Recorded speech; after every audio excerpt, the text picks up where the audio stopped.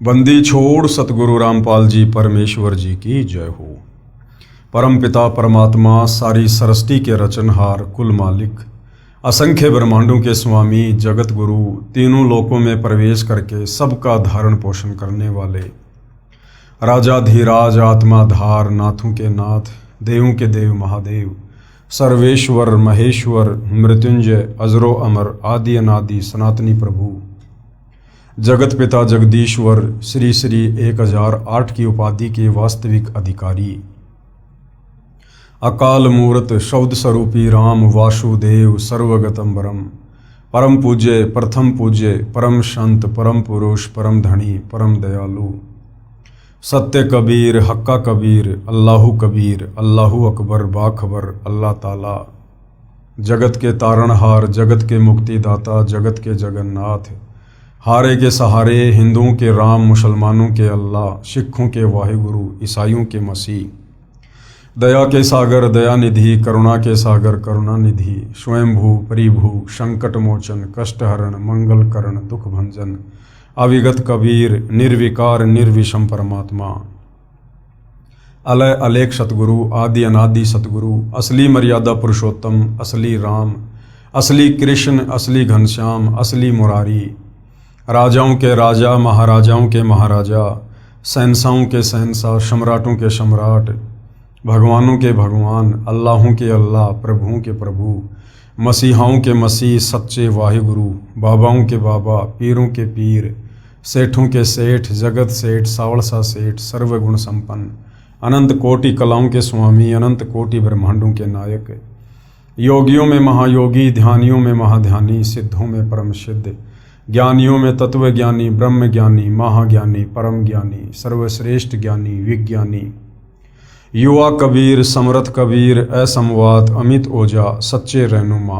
करीम अल्लाह सुभान अल्लाह दुनिया के अंतिम पैगंबर 8 सितंबर 1951 से गांव धनाना जिला सोनीपत हरियाणा भारतवर्ष की पावन भूमि पर प्रकट रियल कल की भगवान श्री नारायण साकार हरि श्री बाबा साहिब नूर अनंत परमात्मा सच्चे दरवेश सच्चे बाखबर संत श्रोमणी सहनसाई संसार परम पूज्य परमेश्वर सतगुरु रामपाल जी परमेश्वर जी के चरण कमल में आप और हम सभी भाई बहनों का अनंत कोटि दंडवत प्रणाम।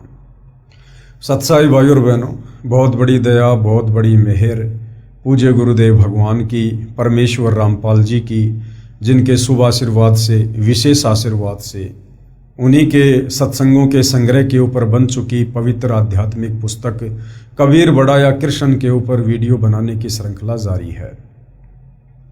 इसी श्रृंखला में आज हमारा ये 25वें नंबर का वीडियो है।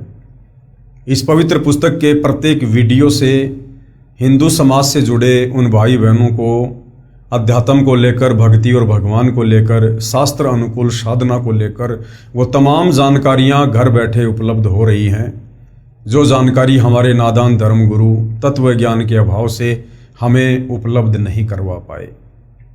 क्योंकि ये पवित्र पुस्तक कबीर बड़ा या कृष्ण हिंदुओं के चारों वेद पवित्र गीता जी और पुराणों के ज्ञान से मिश्रित है।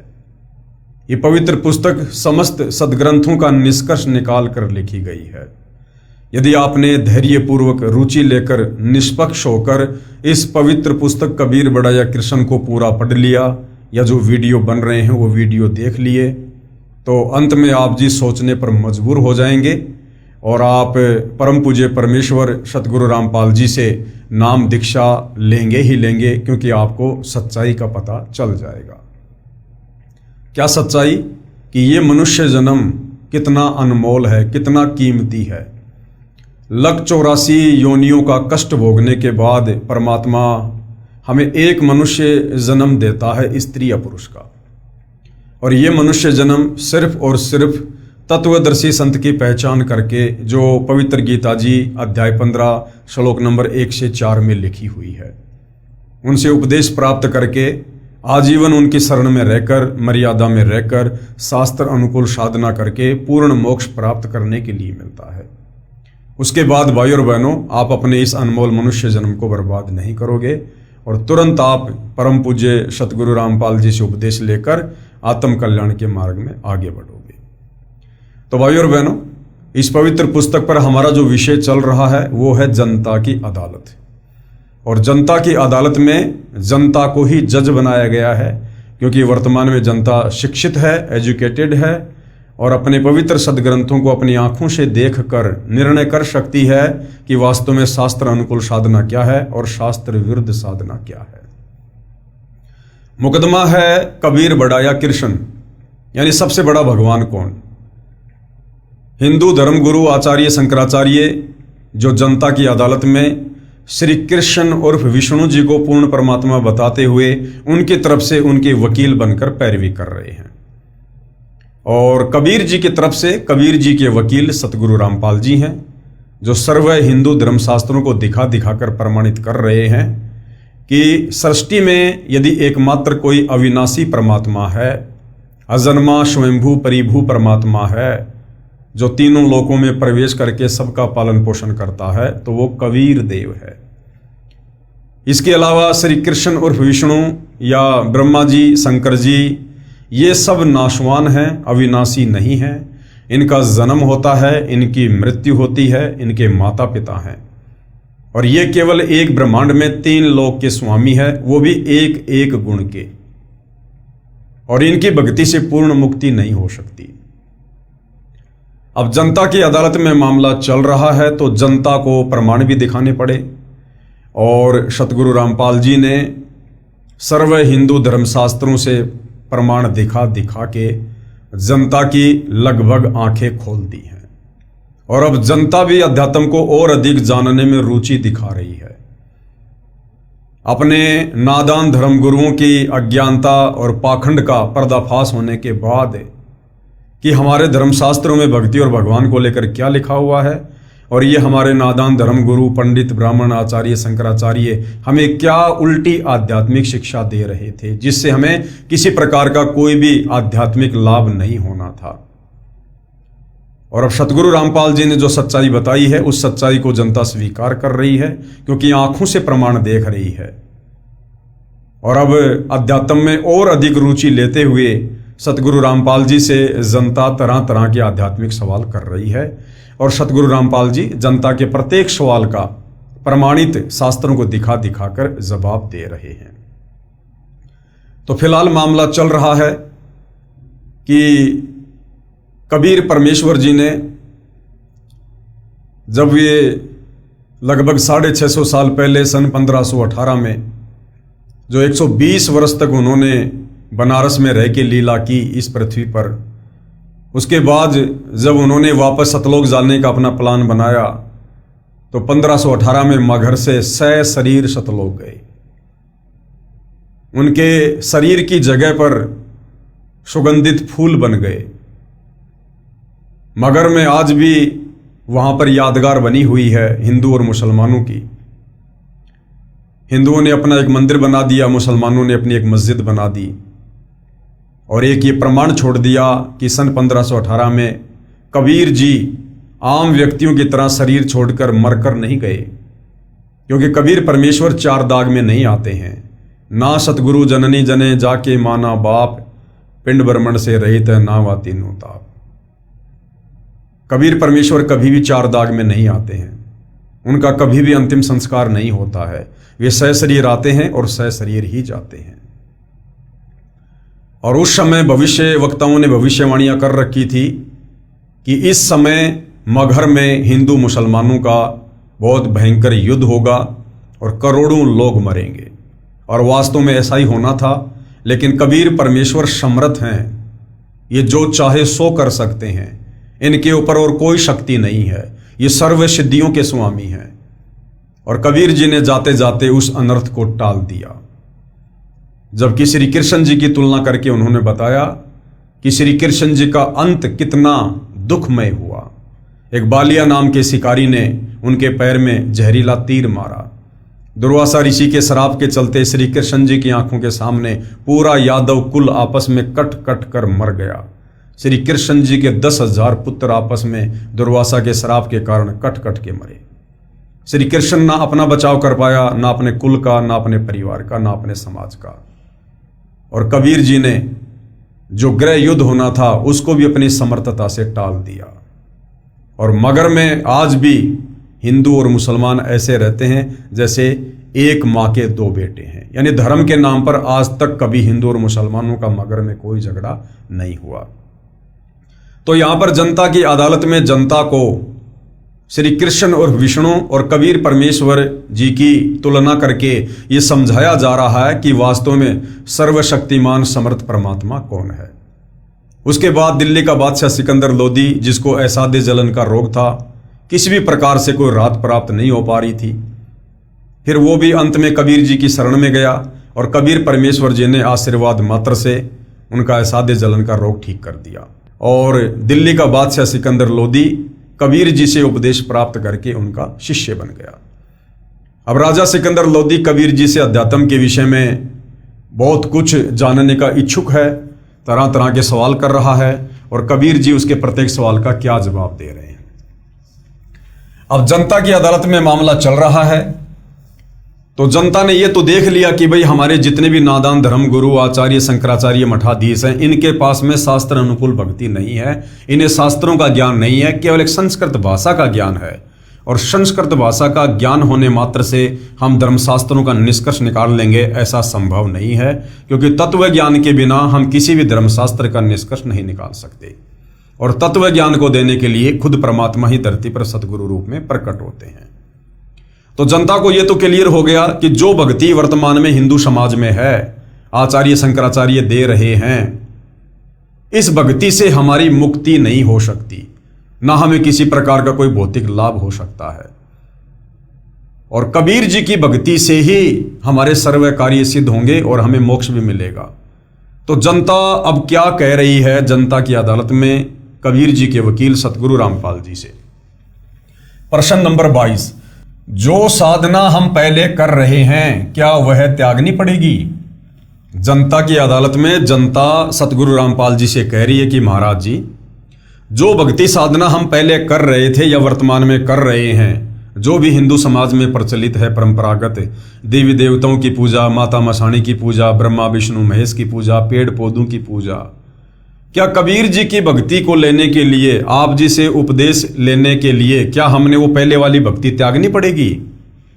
उत्तर, यदि शास्त्र विधि रहित है तो त्यागनी पड़ेगी। जो भक्ति आप ब्रह्मा विष्णु महेश की, देवी देवताओं की, माता मसाणी की कर रहे हो, यदि वो शास्त्रों के विरुद्ध है, मनमाना आचरण है, किसी भी शास्त्र में उस भक्ति को करने का उल्लेख नहीं है, तो आपने वो भक्ति त्यागनी ही पड़ेगी। क्योंकि गीता अध्याय 16 श्लोक नंबर 23 और 24 हमें यही बताता है कि अर्जुन, शास्त्र विधि को त्याग कर जो मनमाना आचरण करते हैं, यानी जो भक्ति साधना परमात्मा ने गीता जी में और वेदों में बताई है, उसके अलावा यदि हम कोई भी मनमुखी भक्ति करते हैं, मनमुखी मंत्रों का जाप करते हैं, उससे हमें किसी प्रकार का कोई लाभ नहीं होगा, वो मनमाना आचरण है। तो सतगुरु रामपाल जी कह रहे हैं, यदि शास्त्र विधि रहित है तो फिर त्यागनी पड़ेगी। यदि अनाधिकारी से दीक्षा ले रखी है, उसका कोई लाभ नहीं होना, पूर्ण गुरु से साधना की दीक्षा लेनी पड़ेगी। और पूर्ण गुरु कौन होता है? पूर्ण गुरु खुद कबीर भगवान ही होता है, जो तत्वदर्शी संत के रूप में धरती पर प्रकट होते हैं। और वर्तमान में इस पृथ्वी पर पूर्ण गुरु तत्वदर्शी संत सतगुरु रामपाल जी हैं। प्रश्न नंबर 23, परमात्मा साकार है या निराकार है? उत्तर दे रहे हैं, परमात्मा साकार है, नर स्वरूप है, यानी इंसान जैसा रूप है परमात्मा का, अर्थात मनुष्य जैसे आकार का है। अव्यक्त का अर्थ निराकार नहीं होता है, साकार होता है। उदाहरण के लिए, जैसे सूर्य के सामने बादल छा जाते हैं, उस समय सूर्य अव्यक्त होता है, हमें भले ही दिखाई नहीं देता, परंतु सूर्य अव्यक्त है अर्थात साकार है। जो प्रभु हमें सामान्य साधना से दिखाई नहीं देते, वे अव्यक्त कहे जाते हैं। जैसे गीता जी अध्याय 7 श्लोक 24-25 में गीता ज्ञानदाता ने यानी काल ब्रह्म ने अपने आप को अव्यक्त कहा है, क्योंकि वह श्री कृष्ण जी के शरीर में प्रवेश करके बोल रहा था। जब व्यक्त हुआ तो विराट रूप दिखाया था। यह पहला अव्यक्त प्रभु हुआ। जो क्षर पुरुष कहलाता है यानी काल कहलाता है, जिसे काल भी कहते हैं। गीता अध्याय 8 श्लोक 17 से 19 तक दूसरा अव्यक्त अक्षर पुरुष है जो सात संग ब्रह्मांड का स्वामी है। गीता अध्याय 8 श्लोक 20 में कहा है कि इस अव्यक्त अर्थात अक्षर पुरुष से दूसरा सनातन अव्यक्त परमेश्वर अर्थात परम अक्षर पुरुष है। इस प्रकार ये तीनों साकार यानी नर आकार हैं, प्रभु हैं। अव्यक्त का अर्थ निराकार नहीं होता। क्षर पुरुष यानी ब्रह्म ने प्रतिज्ञा की है कि मैं कभी भी अपने वास्तविक रूप में किसी को दर्शन नहीं दूंगा। क्यों? क्योंकि इसको कबीर परमेश्वर जी की तरफ से श्राप लगा हुआ है। प्रमाण गीता अध्याय 11 श्लोक 47 और 48 में, जिसमें कहा है कि हे अर्जुन, ये मेरा विराट रूप आपने देखा, ये मेरा रूप आपके अलावा पहले किसी ने नहीं देखा, मैंने तुझ पर अनुग्रह करके दिखाया है। ये देखिएगा पवित्र गीता जी पेश है। गीता जी अध्याय 11 श्लोक 47 की फोटोकॉपी। मया प्रश्नेन तव अर्जुन इदम रूपम परम दर्शितम आत्मयोगात तेजोमयम विश्वम अनंतम आधम। क्या लिखा है यहां पर? इस प्रकार अर्जुन की प्रार्थना को सुनकर श्री भगवान बोले यानी काल ब्रह्म बोला, हे अर्जुन, अनुग्रह पूर्वक मैंने अपनी योग शक्ति के प्रभाव से यह मेरा परम तेजोमय सबका आदि और सीमा रहित विराट रूप तुझको दिखलाया है, जिसे तेरे अतिरिक्त दूसरे किसी ने पहले नहीं देखा। यानी जो काल है वो निराकार नहीं है, वो अव्यक्त है, दूसरे के शरीर में प्रवेश करके अपना काम करता है, अपना ज्ञान देता है। गीता अध्याय 11 श्लोक 48 में कहा कि ये मेरा स्वरूप न तो वेदों में वर्णित विधि से, न जप से, न तप से, न यज्ञ आदि से देखा जा सकता है। इससे सिद्ध हुआ कि क्षर पुरुष यानी गीता ज्ञानदाता ये काल को किसी भी ऋषि, महर्षि व साधक ने नहीं देखा, जिस कारण से इसे निराकार मान बैठे। सूक्ष्म वेद यानी तत्व ज्ञान में कहा है कि खोजत खोजत था किया, अंत में कहा बेचून, न गुरु पूरा न साधना सत्य, हो रहे जूनम जून। जब ये काल ब्रह्म, ब्रह्मा विष्णु महेश का पिता, दुर्गा का पति, ज्योति निरंजन खुद कह रहा कि अर्जुन, मेरे रूप के दर्शन, मेरे इस ब्रह्म रूप के दर्शन, काल रूप के दर्शन कोई किसी भी विधि से नहीं कर सकता है, ना जप से, ना तप से, ना वेदों के अनुसार भक्ति से, ना गीता के अनुसार भक्ति से। अर्थात सतयुग से लेकर वर्तमान तक हमारे जितने भी आचार्य, शंकराचार्य, संत महात्मा, ऋषि थे, तपस्वी थे, उनको इस काल ब्रह्म ने दर्शन नहीं दिए। और दर्शन ना देने के कारण उन्होंने अंत में थक हार कर इसको निराकार घोषित कर दिया। क्यों? क्योंकि हमारे साधु संत महात्मा, ऋषि, आचार्य, शंकराचार्य तत्व ज्ञान से अपरिचित थे, उनको सृष्टि रचना का ज्ञान नहीं था। अगर उनको सृष्टि रचना का ज्ञान होता, कोई तत्वदर्शी संत उनका गुरु होता, तो वो कभी भी इस काल ब्रह्म को निराकार नहीं कहते। फिर उन्हें पता होता कि इसको एक भयंकर श्राप लगा हुआ है, इसने सतलोक में बहुत बड़ी गलती की थी, उसकी सजा स्वरूप परमेश्वर ने इसको श्राप दिया है। उस श्राप के चलते ये अव्यक्त रहता है, छुपा रहता है, अपने काल रूप में किसी को दर्शन नहीं देता, इसने प्रतिज्ञा कर रखी है। तो हमारे नादान धर्म गुरुओं को सृष्टि रचना का ज्ञान नहीं था, जिस कारण से इस ब्रह्म की साधना करते करते भी इन्होंने ब्रह्म के दर्शन नहीं किए। क्योंकि ब्रह्म खुद कह रहा है गीता अध्याय 11 श्लोक 48 में कि ये मेरा स्वरूप न तो वेदों में वर्णित विधि से, चाहे कितना ही वेद पढ़ लो, वेदों के अनुसार ओम नाम की साधना कर लो, दर्शन नहीं दूंगा। ना जप से, चाहे कितने नाम जाप कर लो, ना तप से, चाहे कितने दिन खड़े रहो, कितना ही भयंकर तप करो, ना यज्ञ से, चाहे कितने यज्ञ करो, मैं अपना वास्तविक रूप नहीं दिखाऊंगा। इससे सिद्ध हुआ कि क्षर पुरुष यानी गीता ज्ञानदाता को किसी भी ऋषि, महर्षि व साधक ने नहीं देखा, जिस कारण से इसे निराकार मान बैठे। सूक्ष्म वेद तत्व ज्ञान में कहा है कि खोजत खोजत थकिया, अंत में कहा बेचून। बेचारे साधना कर करके थक गए ऋषि महात्मा, और अंत में अपना क्या निष्कर्ष दे दिया समाज को कि परमात्मा निराकार है, ब्रह्म निराकार है। न गुरु पूरा न साधना सत्य, हो रहे जूनम जून, और 84 लाख योनियों में इसी प्रकार से फंसे हुए हैं। पेश है गीता अध्याय 11 श्लोक 48 की फोटोकॉपी। ये श्लोक आप जियों के सामने है। हे अर्जुन, मनुष्य लोक में इस प्रकार विश्व रूप वाला मैं न वेद और यज्ञों के अध्ययन से, न दान से, न क्रियाओं से और न उग्र तपों से ही तेरे अतिरिक्त दूसरे के द्वारा देखा जा सकता हूं। यानी कोई कितनी साधना कर ले, कितनी भी कोशिश कर ले, मैं ब्रह्म दर्शन नहीं दूंगा। अब गीता अध्याय 7 श्लोक 24-25 में गीता ज्ञानदाता ने स्पष्ट कर ही दिया है कि मैं अपनी योग माया से छिपा रहता हूं, यानी अपनी सिद्धि शक्ति से छिपा रहता हूं। मैं किसी के समक्ष यानी सामने नहीं आता। मैं अव्यक्त हूं, निराकार नहीं हूं। मैं अव्यक्त हूं, छुपा रहता हूं, आकार में हूं। छिपा है तो साकार है। अक्षर पुरुष भी अव्यक्त है। जो सात संग ब्रह्मांड का स्वामी है वो भी अव्यक्त रहता है। यह ऊपर प्रमाणित हो चुका है। इस प्रभु अक्षर पुरुष की यहां कोई भूमिका नहीं है। ये अपने सात संग ब्रह्मांडों तक सीमित है, इसलिए इसको कोई नहीं देख सका। पेश है गीता अध्याय 7 श्लोक 24-25 की फोटोकॉपी। गीता अध्याय 7 श्लोक 24 की फोटोकॉपी। अव्यक्तम व्यक्तिम आपनम मनन्ते माम अबुद्धे परम भावम अजानतम मम अव्ययम अनुत्तमम। बुद्धिहीन पुरुष मेरे अनुत्तम अविनाशी परम भाव को न जानते हुए कि मैं कभी किसी को दर्शन नहीं देता, मैं छुपा रहता हूं, मैं काल हूं, मुझे श्राप लगा हुआ है, ये बुद्धिहीन लोग नहीं जानते। अब इन बुद्धिहीन लोगों में हमारे पंडित, ब्राह्मण, धर्मगुरु, आचार्य, शंकराचार्य सब आ गए। मन इंद्रियों से परे मुझ सच्चिदानंद घन परमात्मा को मनुष्य की भांति जन्म कर व्यक्ति भाव को प्राप्त हुआ मानते हैं। ये मुझे श्री कृष्ण जी की तरह जन्म लेकर आया हुआ मानते हैं, लेकिन मैं जन्म नहीं लेता। गीता अध्याय 7 श्लोक 25 की फोटोकॉपी।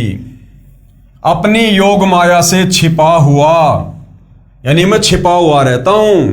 अब जो छिपा हुआ है इसका मतलब साकार है। मैं यानी ब्रह्म काल सबके प्रत्यक्ष यानी सामने नहीं होता, इसलिए यह अज्ञानी जन समुदाय मुझ जन्म रहित अविनाशी परमेश्वर को नहीं जानता, अर्थात मुझको जन्मने मरने वाला समझता है। परम अक्षर पुरुष यानी कबीर देव, कबीर परमात्मा, इस प्रभु की सर्व ब्रह्मांडों में भूमिका है। ये परमात्मा जब चाहे किसी भी ब्रह्मांड में आ सकते हैं, जा सकते हैं। ये काल के किस ब्रह्मांड में आ जाते हैं, अक्षर पुरुष के साथ संग ब्रह्मांडों में चले जाते हैं। ऊपर के चारों अजरो अमर अविनाशी लोकों में भ्रमण करते रहते हैं, क्योंकि ये सारी सृष्टि के मालिक हैं। ये सत्य लोक में रहते हैं, जो काल लोक 21 ब्रह्मांड से 16 संग कोस दूर है। एक कोस लगभग 3 किलोमीटर का होता है। इसकी प्राप्ति की साधना वेदों, चारों वेदों में वर्णित नहीं है। कबीर परमेश्वर को प्राप्त करने की साधना, सतलोक जाने का मार्ग इन चारों वेदों में नहीं है। वो कंप्लीट मार्ग बताने के लिए खुद कबीर परमात्मा तत्वदर्शी संत के रूप में आते हैं, जिस कारण से इस प्रभु को कोई नहीं देख सका। जब ये प्रभु परम अक्षर ब्रह्म यानी कबीर देव पृथ्वी पर सशरीर प्रकट होता है तो कोई इन्हें पहचान नहीं पाता। परमात्मा कबीर जी ने कहा है कि हम ही अलख अल्लाह हैं, कुतुब गोश और पीर, गरीब दास खालिक धनी और हमरा नाम कबीर। हम पूर्ण परमात्मा हैं, हम ही पीर अर्थात सत्य ज्ञान देने वाले सतगुरु हैं। सर्व सृष्टि का मालिक भी मैं ही हूं, मेरा नाम कबीर है। परंतु सर्व साधकों, ऋषियों, महर्षियों ने यही ज्ञान दृढ़ कर रखा होता है कि परमात्मा तो निराकार है, क्योंकि हमारे इन नादान धर्म गुरुओं ने ब्रह्म की साधना करते करते अंत में समाज को ये निष्कर्ष निकाल के दे दिया कि परमात्मा निराकार है, और सदियों से यही रट्टा लगाते हुए आ रहे हैं। और जब वो कबीर परमात्मा धरती पर सशरीर प्रकट होता है मनुष्य रूप में अपने तेजोमय शरीर को हल्का करके, तो हम तो पहले से ही अज्ञान वाली चश्मा अपनी आंखों पर लगाए हुए हैं नादान धर्मगुरुओं के कहने पर। और जब वो भगवान आकर कहता है कि मैं भगवान हूं, मैं परमात्मा हूं, तो हम उसकी बातों पर यकीन नहीं करते, क्योंकि हम परमात्मा को निराकार मान चुके होते हैं। और कहते हैं कि वो देखा नहीं जा सकता। ये पृथ्वी पर विचरने वाला जुलाहा धानक कबीर एक कवि कैसे परम अक्षर ब्रह्म हो सकता है? उसका समाधान इस प्रकार है। विश्व में कोई भी परमात्मा चाहने वाला बुद्धिमान व्यक्ति चारों वेदों यानी ऋग्वेद, यजुर्वेद, सामवेद तथा अथर्ववेद को गलत नहीं मानता। यानी वेदों को सभी लोग सत्य मानते हैं। वर्तमान में आर्य समाज के प्रवर्तक महर्षि दयानंद को वेदों का पूर्ण विद्वान माना जाता रहा है। इनका भी यह कहना है कि परमात्मा निराकार है। आर्य समाज और महर्षि दयानंद वेदों के ज्ञान को सत्य मानते हैं। इन्होंने स्वयं ही वेदों का हिंदी अनुवाद किया है, जिसमें स्पष्ट लिखा है कि परमात्मा ऊपर के लोक में रहता है। अब रहता है तो भाई साकार भी है, नराकार भी है। वहां से गति करके यानी चलकर सशरीर पृथ्वी पर आता है। अच्छी आत्माओं को मिलता है, उनको यथार्थ भक्ति का ज्ञान सुनाता है। परमात्मा तत्व ज्ञान अपने मुख कमल से उच्चारण करके लोकोक्तियों, साखियों, शब्दों, दोहों तथा चौपाइयों के रूप में पदों द्वारा बोलता है, जिस कारण से प्रसिद्ध कवि की उपाधि भी प्राप्त करता है। कवियों की तरह आचरण करता हुआ पृथ्वी के ऊपर विचरण करता रहता है। भक्ति के गुप्त मंत्रों का आविष्कार करके साधकों को बताता है और भक्ति करने के लिए प्रेरणा करता है, सत्संग सुना के। प्रमाण देखिए वेदों के निम्न मंत्रों की फोटोकॉपियां इस पुस्तक के पेज नंबर 314 पर। ऋग्वेद मंडल 9 सूक्त 86 मंत्र 26 और 27। ऋग्वेद मंडल 9 सूक्त 82 मंत्र 1 और 2। ऋग्वेद मंडल 9 सूक्त 96 मंत्र 16 से 20। ऋग्वेद मंडल 9 सूक्त 94 मंत्र 1। ऋग्वेद मंडल 9 सूक्त 95 मंत्र 2। ऋग्वेद मंडल 9 सूक्त 54 मंत्र 3। ऋग्वेद मंडल 9 सूक्त 20 मंत्र 1। और भी अनेकों वेद मंत्रों में उपरोक्त प्रमाण है। क्या प्रमाण है? कि परमात्मा मनुष्य जैसा नर आकार में है, नराकार है। श्रीमद् भगवद गीता अध्याय 4 श्लोक 32 तथा 34 में भी प्रमाण है। गीता ज्ञानदाता ने यानी काल ब्रह्म ने बताया कि हे अर्जुन, परम अक्षर ब्रह्म यानी कबीर देव अपने मुख कमल से तत्व ज्ञान बोलकर बताता है। उस सच्चिदानंद घन ब्रह्म की वाणी में यज्ञों अर्थात धार्मिक अनुष्ठानों की जानकारी विस्तार से कही गई है। उसको जानकर सर्व पापों से मुक्त हो जाएगा। फिर गीता अध्याय 4 श्लोक 34 में क्या कहा है कि उस ज्ञान को, जो ज्ञान कबीर परमात्मा खुद धरती पर प्रकट होकर अपने मुख कमल से वाणियों द्वारा उच्चारण करके बोलता है, उस ज्ञान को तू तत्वदर्शी संतों के पास जाकर समझ। यानी गीता ज्ञानदाता काल ब्रह्म कह रहा है कि वो ज्ञान मेरे पास भी नहीं है, वो तत्व ज्ञान अर्जुन मुझे भी पता नहीं है। उस ज्ञान को तू तत्वदर्शी संतों के पास जाकर समझ। उनको दंडवत प्रणाम करके विनय पूर्वक प्रश्न करने से वे तत्वदर्शी संत तुझे तत्व ज्ञान का उपदेश करेंगे। ये प्रमाण आपको बताए। और विशेष बात यह है कि गीता चारों वेदों का सारांश है। इसमें सांकेतिक ज्ञान ज्यादा है। यह भी स्पष्ट हुआ कि तत्व ज्ञान गीता से भी भिन्न है, क्योंकि गीता जी में परमेश्वर की कंप्लीट जानकारी नहीं है। क्योंकि गीता का ज्ञान कौन दे रहा है? काल ब्रह्म, 21 ब्रह्मांड का स्वामी। अब इस काल से ज्यादा तो विद्वान कोई 21 ब्रह्मांड का प्राणी हो नहीं सकता। और वो 21 ब्रह्मांड का स्वामी काल ब्रह्म भी गीता का ज्ञान देते समय श्री कृष्ण जी के शरीर में प्रवेश करके कह रहा है अध्याय 4 श्लोक 34 में कि अर्जुन, मुझे भी पूरी जानकारी सृष्टि रचना की नहीं है, अध्यात्म की नहीं है। उसके लिए तू किसी तत्वदर्शी संत की शरण में जा। इसका मतलब गीता जी में उस पूर्ण ब्रह्म परमेश्वर परम अक्षर ब्रह्म की साधना का कंप्लीट ज्ञान नहीं है। वो तत्वदर्शी संत बताएगा। वह केवल तत्वदर्शी संत ही जानते हैं, जिनको परम अक्षर ब्रह्म स्वयं धरती पर प्रकट होकर बताते हैं। कबीर बड़ा या कृष्ण अध्याय नंबर 2, जनता की अदालत में जो मामला चल रहा है, अब उसका अध्याय नंबर 2 शुरू हो जाता है। और क्या है? किसने देखा परमेश्वर?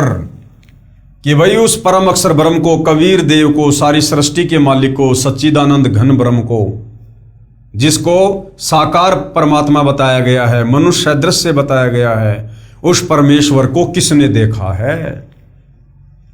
प्रश्न नंबर 24, किन किन पुण्यात्मा महात्माओं को परमात्मा यानी कबीर परमेश्वर परम अक्षर ब्रह्म मिले हैं? उत्तर है, परमात्मा चारों युगों में प्रकट होकर ज्ञान सुनाते हैं। सतयुग में सत सुकृत नाम से, त्रेता युग में मुनिंद्र नाम से, द्वापर युग में करुणामय नाम से और कलयुग में कबीर नाम से परमेश्वर प्रकट हुए हैं। सूक्ष्म वेद में कहा है कि सूक्ष्म वेद यानी पांचवा वेद, सतयुग में सत सुकृत कह टेरा, त्रेता नाम मुनिंद्र मेरा, द्वापर में करुणा में कहाया और कलयुग नाम कबीर धराया। परम अक्षर ब्रह्म कौन है? परम अक्षर ब्रह्म एक होता है ब्रह्म। ब्रह्म कौन है? ये 21 ब्रह्मांड का स्वामी, दुर्गा का पति, ब्रह्मा विष्णु महेश का पिता, जो गीता का ज्ञान देने वाला है, इसको कहते हैं ब्रह्म। दूसरा है पर ब्रह्म, जो सात संग ब्रह्मांड का स्वामी है, जिसको अक्षर पुरुष भी कहते हैं, पर ब्रह्म भी कहते हैं। और तीसरा है परम अक्षर ब्रह्म यानी कबीर देव, तत्व ब्रह्म, सारी सृष्टि का मालिक। परम अक्षर ब्रह्म कौन है तथा किस किस को मिला परमात्मा? कलयुग में परमेश्वर जिन जिन महान आत्माओं को मिले उनको तत्व ज्ञान बताया, उनका मैं संक्षिप्त वर्णन करता हूं। किन किन को मिले? संत धर्मदास जी से परमेश्वर कबीर जी का साक्षात्कार। श्री धर्मदास जी बनिया जाति से थे, जो बांधवगढ़ यानी मध्य प्रदेश के रहने वाले बहुत धनी व्यक्ति थे। उनको भक्ति की प्रेरणा बचपन से ही थी, जिस कारण से एक रूपदास नाम के वैष्णव संत को गुरु धारण कर रखा था। हिंदू धर्म में जन्म होने के कारण संत रूपदास जी श्री धर्मदास जी को राम, कृष्ण, विष्णु तथा शंकर जी की भक्ति करने को कहते थे। एकादशी का व्रत, तीर्थों पर भ्रमण करना, श्राद्ध कर्म, पिंडोदक क्रिया सब करने की राय दे रखी थी। गुरु रूपदास जी द्वारा बताई सभी साधना श्री धर्मदास जी पूरी आस्था के साथ किया करते थे। गुरु रूपदास जी की आज्ञा लेकर धर्मदास जी मथुरा नगरी में तीर्थ दर्शन, तीर्थ स्नान करने तथा गिरिराज यानी गोवर्धन पर्वत की परिक्रमा करने के लिए गए हुए थे। परम अक्षर ब्रह्म यानी कबीर देव एक जिंदा महात्मा की वेशभूषा में धर्मदास जी को स्वयं मथुरा में मिले। श्री धर्मदास जी ने उस तीर्थ तालाब में स्नान किया जिसमें श्री कृष्ण जी बाल्यकाल में स्नान किया करते थे। फिर उसी जल से एक लोटा भरकर लाए, भगवान श्री कृष्ण जी की पीतल की मूर्ति जिसको शालिग्राम कहते हैं उसके चरणों पर डालकर दूसरे बर्तन में डालकर चरणामृत बनाकर पिया। फिर शालिग्राम को स्नान करवाकर अपना कर्मकांड पूरा किया। एक स्थान को लीप कर अर्थात गारा तथा गाय का गोबर मिलाकर कुछ भूमि पर पलस्तर करके उस पर स्वच्छ कपड़ा बिछाकर श्रीमद् भगवत गीता का पाठ करने बैठे। ये सारी क्रिया जब धर्मदास जी कर रहे थे, परमात्मा जिंदा वेश में थोड़ी दूरी पर बैठे देख रहे थे।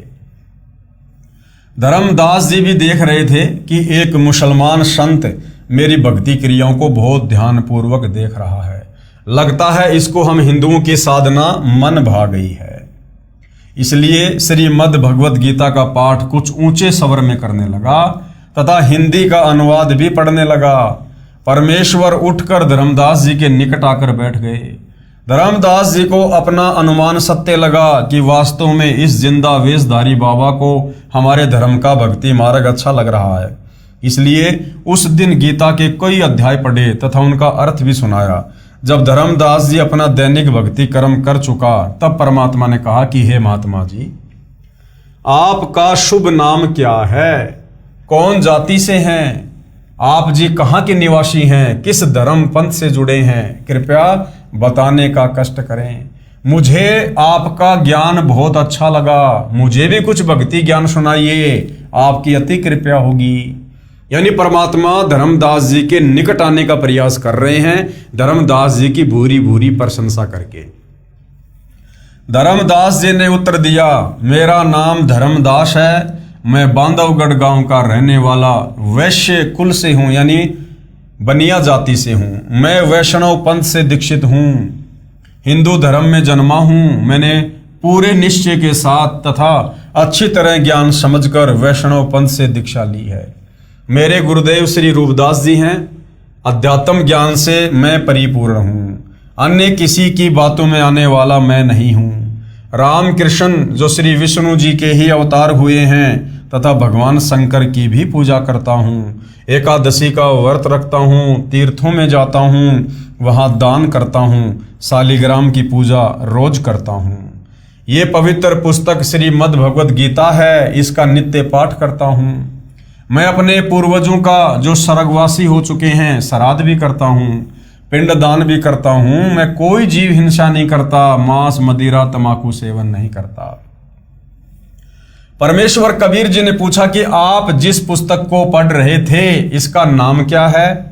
धर्मदास जी ने बताया कि ये श्रीमद् भगवत गीता है। हम शुद्ध रहते हैं, शूद्र को निकट भी नहीं आने देते, यानी हम मांस वगैरह नहीं खाते।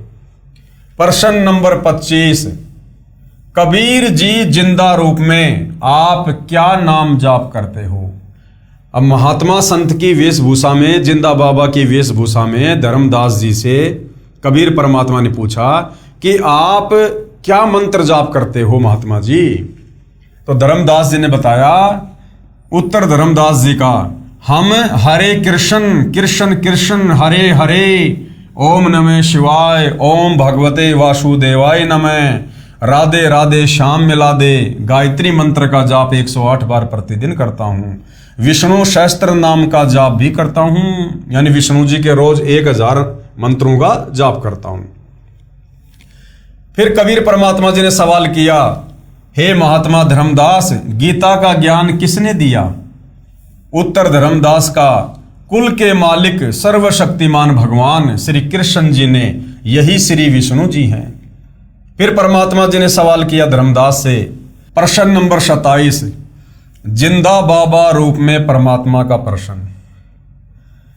आप जी के पूज्य देव श्री कृष्ण अर्थात श्री विष्णु हैं, उनका बताया भक्ति ज्ञान गीता शास्त्र है। हे धर्मदास, एक किसान को वृद्ध अवस्था में पुत्र प्राप्त हुआ।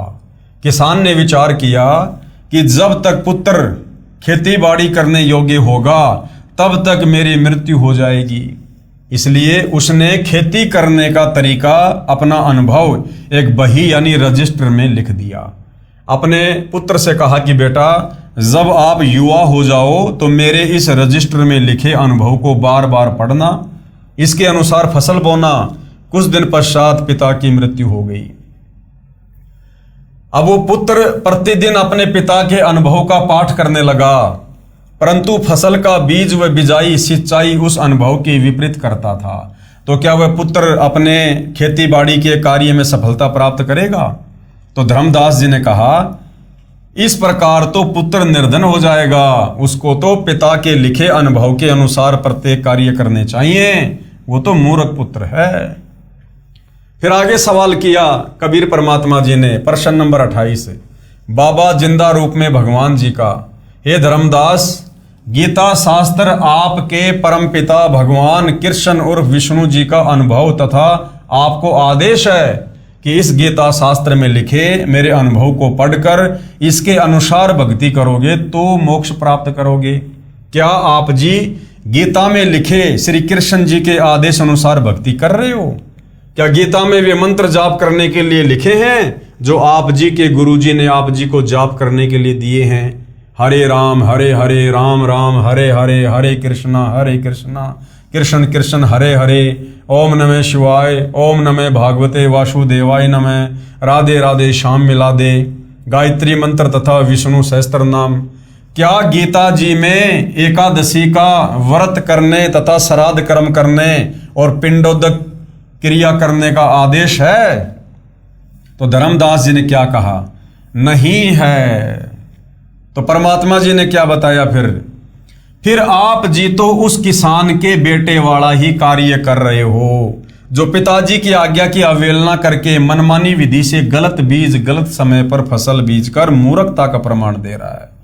जिसे आपने मूर्ख कहा है, क्या आप जी उस किसान के मूर्ख बेटे से कम है? धर्मदास जी बोले, हे जिंदा, आप मुसलमान फकीर हैं, इसलिए हमारे हिंदू धर्म की भक्ति क्रिया व मंत्रों को गलत कह रहे हो। अब धर्मदास जी सत्य को स्वीकार नहीं कर रहा है और उल्टा परमात्मा जी को दोष दे रहा है कि तू मुसलमान है ना, इसलिए हम हिंदुओं की भक्ति क्रियाओं को गलत कह रहा है। अब उत्तर दिया परमात्मा ने कबीर जी का जिंदा रूप में उत्तर, हे स्वामी धर्मदास जी, यानी धर्मदास थोड़ा नाराज हो गया तो सारी सृष्टि का स्वामी कबीर भगवान जिंदा रूप में धर्मदास जी को कह रहा, हे स्वामी मैं कुछ नहीं कह रहा, आपके धर्म ग्रंथ कह रहे हैं कि आपके धर्म के धर्मगुरु आप जी को शास्त्र विधि त्याग कर मनमाना आचरण करा रहे हैं। जो आपकी गीता के अध्याय 16 श्लोक 23-24 में भी कहा है कि हे अर्जुन, जो साधक यानी भगत शास्त्र विधि को त्याग कर, यानी जो भक्ति जो नाम गीता और वेदों में नहीं है उसको त्याग कर जो मनमाना आचरण करता है, अर्थात मनमाने मंत्र जाप करता है, मनमाने श्राद्ध कर्म व पिंडोदक कर्म व व्रत आदि करता है, उसको न तो कोई सिद्धि प्राप्त हो सकती है, न सुख ही प्राप्त होगा और न ही गति अर्थात मुक्ति मिलेगी। इसलिए व्यर्थ है। गीता अध्याय 16 श्लोक 24 में कहा है कि इससे तेरे लिए कर्तव्य अर्थात जो भक्ति कर्म करने चाहिए तथा अकर्तव्य यानी जो भक्ति कर्म नहीं करने चाहिए, इसकी व्यवस्था में शास्त्र ही प्रमाण है। कौन सी भक्ति करनी चाहिए, कौन सी भक्ति नहीं करनी चाहिए अर्जुन, और किसी की बातों पर यकीन मत करना। धर्मशास्त्र क्या कह रहे हैं, शास्त्र ही प्रमाण है इस बात का। गीता और वेद क्या कह रहे हैं, किस भक्ति को करने के लिए कह रहे हैं, किन मंत्रों का जाप करने के लिए कह रहे हैं, शास्त्र ही प्रमाण है। अन्य किसी की मनमानी बातों का शिकार मत होना। उन शास्त्रों में बताए भक्ति कर्म को करने से ही लाभ होगा। धर्मदास जी ने कहा, हे जिंदा, तू अपनी जुबान बंद कर ले, मुझसे और नहीं सुना जाता। जिंदा रूप में प्रकट परमेश्वर ने कहा, हे वैष्णव महात्मा धर्मदास जी, सत्य इतनी कड़वी होती है जितना नीम, परंतु रोगी को कड़वी औषधि न चाहते हुए भी सेवन करनी चाहिए, उसी में उसका हित है। यदि आप नाराज होते हो तो मैं चला। इतना कहकर परमात्मा जिंदा रूपधारी अंतर ध्यान हो गए।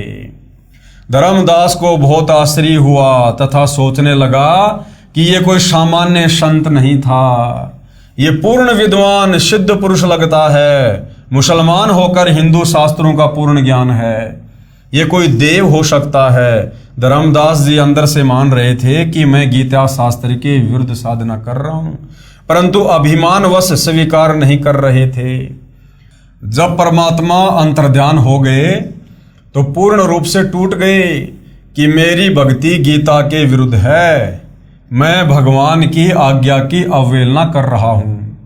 मेरे गुरु श्री रूपदास जी को भी वास्तविक भक्ति विधि का ज्ञान नहीं है। अब तो इस भक्ति को करना न करना बराबर है, व्यर्थ है। बहुत दुखी मन से इधर उधर देखने लगा तथा अंदर से हृदय से पुकार करने लगा कि मैं कैसा ना समझ हूं। सर्व सत्य देख कर भी एक परमात्मा तुल्य महात्मा को अपनी नासमझी तथा हट के कारण खो दिया है। हे परमात्मा, एक बार वही संत फिर मिले तो मैं अपना हट छोड़कर नम्र भाव से सर्व ज्ञान समझूंगा। दिन में कई बार हृदय से पुकार करके रात्रि में सो गया। सारी रात्रि करवट लेता रहा, सोचता रहा, हे परमात्मा ये क्या हुआ। सर्व साधना शास्त्र विरुद्ध कर रहा हूं। उस फरिश्ते ने मेरी आंखें खोल दी। मेरी आयु 60 वर्ष हो चुकी है। अब पता नहीं वह देव जिंदा रूपी पुनः मिलेगा कि नहीं। प्रातः काल वक्त से उठा, पहले खाना बनाने लगा। उस दिन भक्ति की कोई क्रिया नहीं की। पहले दिन जंगल से कुछ लकड़ियां तोड़कर रखी थी, उनको चूल्हे में जलाकर भोजन बनाने लगा। एक लकड़ी मोटी थी, वह बीचों बीच थोती थी, उसमें अनेकों चींटियां थी। जब वह लकड़ी जलते जलते छोटी रह गई तब उसका पिछला हिस्सा धर्मदास जी को दिखाई दिया तो देखा उस लकड़ी के अंतिम भाग में कुछ तरल पानी सा जल रहा है। चींटियां निकलने की कोशिश कर रही थी, वे उस तरल पदार्थ में गिरकर जलकर मर रही थी। कुछ अगले हिस्से में अग्नि से जलकर मर रही थी। धर्मदास जी ने विचार किया, ये लकड़ी बहुत जल चुकी है, इसमें अनेकों चींटियां जलकर भस्म हो गई हैं। उसी समय अग्नि बुझा दी। विचार करने लगा कि इस पाप युक्त भोजन को मैं नहीं खाऊंगा, किसी साधु संत को खिलाकर मैं उपवास रखूंगा, इससे मेरे पाप कम हो जाएंगे। ये विचार करके सर्व भोजन एक थाल में रखकर साधु की खोज में चल पड़ा। परमेश्वर कबीर जी ने अन्य वेशभूषा बनाई जो हिंदू संत की होती है। एक पेड़ के नीचे बैठ गए। धर्मदास जी ने साधु को देखा, उनके सामने भोजन का थाल रखकर कहा कि हे महात्मा जी, भोजन खाओ। साधु रूप में परमात्मा ने कहा कि लाओ धर्मदास, भूख लगी है।